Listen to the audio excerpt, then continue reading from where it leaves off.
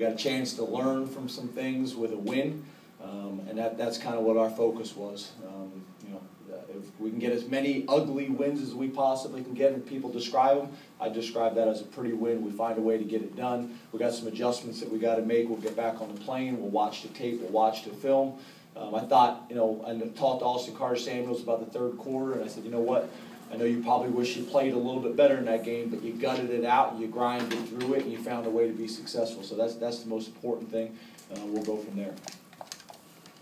James, do you feel like you saw some of that improvement today that you were looking for, or are you still searching for that? Yeah, again, it's hard for me to kind of talk with any specifics or detail because I haven't seen the film and I haven't received any statistics from anybody. So it's hard for me to talk in detail. I think obviously we would have liked to start out the game a little bit different, but we grinded through it. You know, we grinded through it and found a way to get a win, and we'll learn from the stuff that's on tape.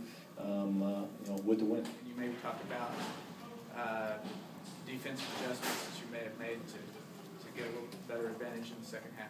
Yeah, you know, they were doing a nice job of, you know, getting the ball out quick, throwing some smoke and bubble screens on the outside, little dink and dunk things down the field. We're blitzing, and they're really kind of, thank you very much, and they're really kind of getting to us, they're really getting the ball out before we had a chance to get to them with our D-line or with our blitzing. So, you know, it was a nice little plan that they had for us, but I think over time, if we can just stick with it, make sure we get the guys on the ground, that we'll be fine. In the second half, you guys did go to a little trickeration or gadget plays, whatever you want to call them. Did you see some things that would allow you to do that, make some adjustments at halftime to go to those?